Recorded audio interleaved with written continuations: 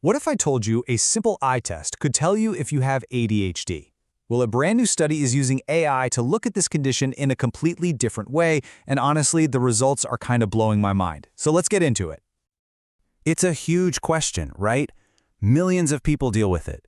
And even though ADHD is one of the most common neurodevelopmental disorders out there, diagnosing it isn't like a simple blood test or scan.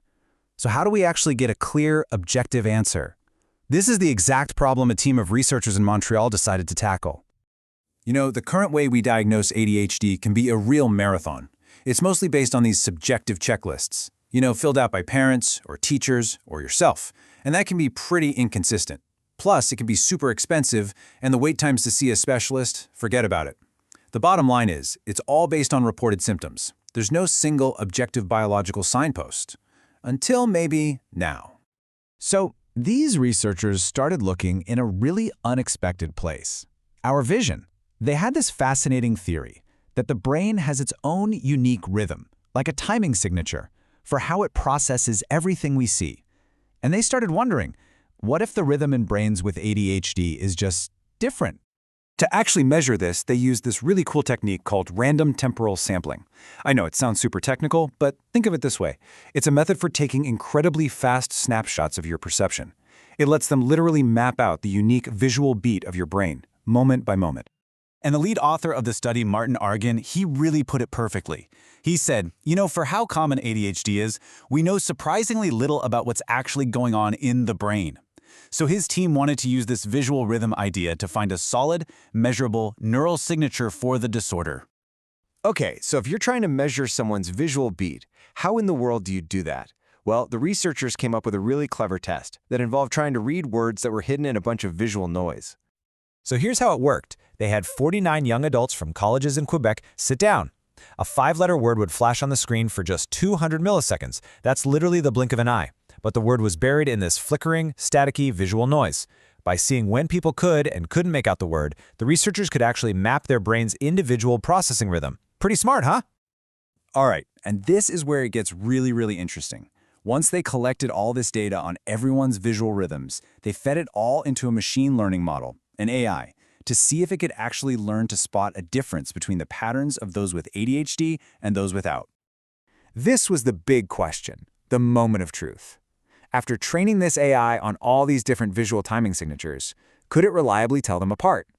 Could a machine actually help diagnose ADHD just by analyzing how a person sees the world? The answer was a massive, loud and clear yes. The AI hit a stunning 91.8% accuracy. Just by looking at these visual rhythm patterns, it could correctly classify people with an incredibly high level of certainty. This wasn't just a small statistical blip, this was a powerful, distinct signal. And let's break that number down a bit, because it's important. The model's sensitivity was 96%. That means it was fantastic at correctly identifying people who do have ADHD. Its specificity was 87%, so it was also really good at correctly identifying neurotypical folks. That is a seriously impressive balance of accuracy. But hold on, because the discoveries did not stop there. The researchers decided to push it one step further. They wanted to know if the AI could pick up on the really subtle influence of stimulant medication on this visual rhythm. And yeah, it could. It was amazing. With 91.3% accuracy, the algorithm could tell the difference between participants with ADHD who were on medication and those who weren't. This suggests that these medications leave a subtle but totally consistent and measurable trace on the brain's timing. So a test that's this accurate is way more than just a cool new diagnostic tool. It's pointing towards a massive potential shift in how we understand what ADHD even is and what might be causing it. This is where the findings get really profound. For decades, the thinking has been that ADHD is super complex, with lots of different possible causes, but this study is proposing something radical. What if there's a single, core difference? I mean, think about it. If your brain is sampling the world at a slightly different rhythm, you might just miss little bits of information. Your brain then has to constantly work overtime to fill in the gaps, and that could lead directly to things like inattention, distractibility, and that feeling of mental exhaustion. The lead author, Martin Argan, totally gets how huge this is. He points out that their findings really challenge a ton of existing research by pointing to a possibly unique cause. That's a big deal, and it could completely reshape how we research, understand, and maybe even treat ADHD down the line. Of course, we have to remember, this is one study. And the big question now is, what happens next? Can this incredible discovery actually make the leap from a research lab into a real-world doctor's office? And the researchers themselves are the first to say, let's be careful here. This was a pretty small study, just 49 people, and it focused on young adults. For this to become a real clinical tool, the results have to be replicated in much bigger, more diverse groups of people, especially children.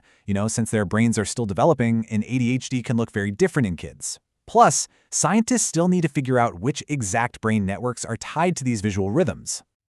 But even with all those important next steps, this research leaves us with a really exciting and hopeful idea. We started by asking how we really know if someone has ADHD.